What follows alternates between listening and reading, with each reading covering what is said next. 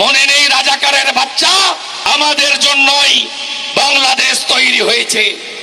দর্শক, স্বাধীন বাংলাদেশের উপর ভারতের দীর্ঘদিনের রাজনৈতিক আগ্রাসন এবং সীমান্ত হত্যার কড়া জবাব দিতে গিয়েই কি এবার নয়াদিল্লির বুকে চরম কাপড় ধরিয়ে দিয়েছেন বাংলাদেশের নাসিরউদ্দিন পাটোয়ারি। পশ্চিমবঙ্গ আমার, আসামও আমার, মণিপুরও আমার, এই মহাদ্বীপ পুরোটাই হলো আমাদের। আর সেই রূঢ় সত্য হজম করতে না পেরেই এবার ভারতের কট্টরপন্থী বিজেপি নেতা শুভেন্দু অধিকারী কেন এমন রাস্তার ভাষায় গালিগালাজ শুরু করলেন। তৈরি হয়েছে, মনে নেই রাজাকারের বাচ্চা, ৭১-এ ভারত কি, অখণ্ড ভারত কি, বড় বড় আওয়াজ, বড় বড় আওয়াজ।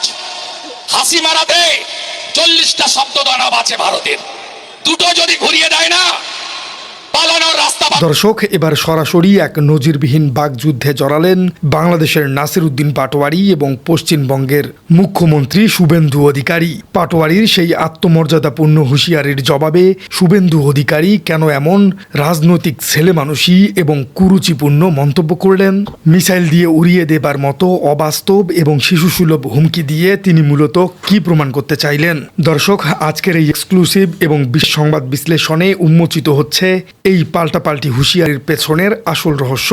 কেন পাটোয়ারির এই হুঁশিয়ারি ছিল সময়ের সবচেয়ে বড় দাবি, আর কিভাবে শুভেন্দু অধিকারীর সেই উগ্রতা বিজিবির দাঙ্গাবাজ রাজনীতির আসল রূপ বিশ্বের সামনে ফাঁস করে দিল? চলুন দর্শক, বিশেষজ্ঞদের চোখে পুরো বিষয়টি ডিকোড করা যাক। নাসিরউদ্দিন পাটোয়ারির বক্তব্যটিকে কোনো বিচ্ছিন্ন ঘটনা হিসেবে দেখার বিন্দুমাত্র সুযোগ নেই। রাজনৈতিক বিশ্লেষকদের মতে এটি মূলত গত ১.৫ দশক ধরে জমে থাকা কোটি কোটি বাংলাদেশের ক্ষোভের এক চূড়ান্ত বহিঃপ্রকাশ। বাংলাদেশ একটি স্বাধীন এবং সার্বভৌম রাষ্ট্র, কিন্তু ভারত বরাবরই এই দেশটিকে তাদের একটি করদ রাজ্য বা অধীনস্থ এলাকা হিসেবে বিবেচিত করার চেষ্টা করে। মনে হচ্ছে না যে আমি বাংলাদেশে এসেছি, ওইটা দেখতে হলো, তাকে বললো হ্যাঁ আপনি বাংলাদেশের বর্ডারে, এমনি মনেই হচ্ছে না। সবসময় আমি বলি একই আকাশ, একই বাতাস, একই যন্ত্রণা। তাহলে আমরা মিলে মিশে ভিসার সব বললে আমার সব মাথায় আছে, একটা খালি বলে যায় সবাই খুশি হবে, ওই কাজটা করুন। সীমান্তে বিএসএফের গুলিতে ফেলানি থেকে শুরু করে স্বর্ণাদাস একের পর এক নিরীহ বাংলাদেশিকে পাখির মতো শেষ করে দেয়া হয়েছে, কিন্তু ভারত সরকার কখনো এর সুষ্ঠু বিচার করেনি, বরং উল্টো উদ্ধত্ত দেখিয়েছে। আওয়াজ, হাসি মারাতে ৪০টা শব্দ দানব আছে ভারতের, দুটো যদি ঘুরিয়ে দেয় না, পালানোর রাস্তা পাবে না।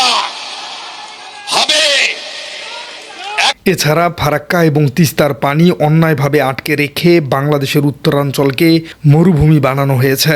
বাংলাদেশের অভ্যন্তরীণ রাজনীতিতে সরাসরি হস্তক্ষেপ করে একটি স্বৈরাচারী সরকারকে বছরের পর বছর ক্ষমতায় টিকিয়ে রাখার পেছনে ভারতের যে নির্লজ্জ আগ্রাসন ছিল তা আজ দিনের আলোর মতো পরিষ্কার। দর্শক, এই ক্রমাগত আগ্রাসন এবং আধিপত্যের বিরুদ্ধে কথা বলতে গিয়েই নাসিরউদ্দিন পাটোয়ারি ভারতকে তাদের নিজেদের ভাষায় যোগ্য জবাব দিয়েছেন। এবং বাংলাদেশ ভারতের সাথে একীভূত হওয়ার যে অখণ্ড ভারতের যে স্বপ্ন, সেই স্বপ্নে আমরা কখনো ঐক্যবদ্ধ হব না। এবং নতুন করে যে স্বপ্ন তুমি আমাদেরকে দেখাচ্ছ, সেই স্বপ্ন তোমরা ৪৭-এ ভঙ্গ করেছ। এই যা ইতিহাস চলে গিয়েছে নতুন করে মুসলমান। তিনি অত্যন্ত স্পষ্ট ভাষায় সতর্ক করে বলেছেন, বাংলাদেশ মোটেও দুর্বল নয়। ভারত যদি চট্টগ্রাম বা বাংলাদেশের কোনো অংশ নিয়ে ষড়যন্ত্র করার দুঃসাহস দেখায়, তবে বাংলাদেশেও পশ্চিমবঙ্গ, বিহার, ঝাড়খণ্ড, উড়িষ্যা, আসাম বা ত্রিপুরা দখল করে নেবার হুঙ্কার দেওয়ার ক্ষমতা রাখে। গতকাল বাংলাদেশ থেকে বলা হয়েছে ওরা কি চট্টগ্রাম নিয়ে নেবে, আমরা চাইলে পশ্চিমবঙ্গ নেব, বিহার নেব, ঝাড়খণ্ড নেব, উড়িষ্যা নেব, আসাম নেব, উত্তর পূর্বাঞ্চল নেব, আর আমরা ওই জিহাদিদের বলি তাকিয়ে। নিরাপত্তা বিশ্লেষকদের মতে এটি মূলত ভারতকে একটি মানুষতাত্ত্বিক ধাক্কা দেবার জন্য বলা হয়েছিল।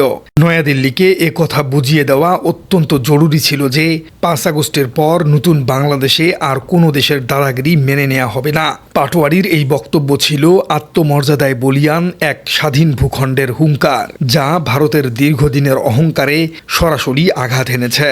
পাটোয়ারির এই রাজনৈতিক এবং মানুষতাত্ত্বিক হুঁশিয়ারির জবাবে একজন পরিপক্ক রাজনৈতিক রাজনৈতিকের উচিত ছিল কূটনৈতিক এবং সংযত ভাষায় কথা বলা, কিন্তু কট্টর বিজেপি নেতা শুভেন্দু অধিকারী যা বলেছেন তা যে কোনো সভ্য সমাজের রাজনৈতিক শিষ্টাচারকে হার মানায়। তিনি তার বক্তব্যে চরম উদ্ধত্ততা দেখিয়ে বলেছেন, গতকাল বাংলাদেশ থেকে বলা হয়েছে ওরা নাকি চট্টগ্রাম নিয়ে নিবে।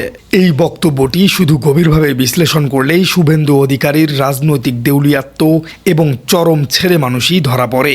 একটি স্বাধীন রাষ্ট্রকে লক্ষ্য করে তিনি জিহাদি, রাজাকারের বাচ্চা, হেফাজতের বাচ্চা এরকম অত্যন্ত অশালীন এবং সাম্প্রদায়িক গালিগালাজ ব্যবহার করেছেন। সমাজবিজ্ঞানীদের মতে একজন শীর্ষস্থানীয় রাজনৈতিক যখন এমন ভাষায় কথা বলেন তখন বুঝতে হবে তাদের কাছে যুক্তির চেয়ে গায়ের জোর এবং সাম্প্রদায়িক বিদ্বেষী অনেক বেশি প্রাধান্য পায়। দর্শক, শুধু গালিগালাজেই সীমাবদ্ধ থাকেনি শুভেন্দু অধিকারী। তিনি সরাসরি ভারতের মিসাইল বা শব্দভেদী বানের ভয় দেখিয়েছেন। তিনি বলেছেন, দুটো যদি ঘুরিয়ে দেয় না, পালানোর জায়গা পাবে না। সামরিক এবং আন্তর্জাতিক সম্পর্ক বিশ্লেষকদের মতে এটি একটি স্বাধীন দেশের প্রতি সরাসরি সামরিক হুমকি। শুভেন্দু অধিকারীর মতো নেতারা হয়তো ভুলে গেছেন যে বাংলাদেশ কোনো ভুইফোর রাষ্ট্র নয়। এই দেশের মাটি লাখো শহীদের রক্তে ভেজা। মিসাইল বা বোমার ভয় দেখিয়ে এদেশের মানুষকে দাবিয়ে রাখার যে সস্তা এবং শিশুসুলভ আস্ফালন করেছেন তা আন্তর্জাতিক কূটনীতিতে চরম হাস্যকর। একই সাথে তিনি তার বক্তব্যে বারবার অখণ্ড ভারত স্লোগান দিয়েছেন। এই অখণ্ড ভারত তত্ত্ব হল ভারতের চরম উগ্রপন্থী এবং আগ্রাসী একটি রূপরেখা। এই রূপরেখায় তারা বাংলাদেশ, পাকিস্তান, নেপাল সহ এই পুরো অঞ্চলকে ভারতের অংশ হিসেবে দাবি করার দুঃসাহস দেখায়। এটি সরাসরি একটি স্বাধীন রাষ্ট্রের সার্বভৌমত্বের প্রতি চরম আঘাত। শুভেন্দু যখন এই স্লোগান দেন তখন তিনি মূলত ভারতের সম্প্রসারণবাদী এবং আধিপত্যবাদী বাসনাকেই বৈধতা দেবার অপচেষ্টা করেন। দর্শক, শুভেন্দু অধিকারীর এই উগ্রতার পেছনের আসল কারণটি বুঝতে হলে বিজেপির রাজনৈতিক আদর্শ বা ডিএনএ বুঝতে হবে।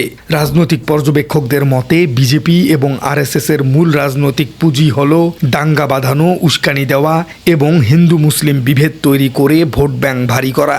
বিজেপি নেতারা নিজেদের অভ্যন্তরীণ ব্যর্থতা ঢাকতে বারবারই বাংলাদেশকে এক পাঞ্চিং ব্যাগ হিসেবে ব্যবহার করেন।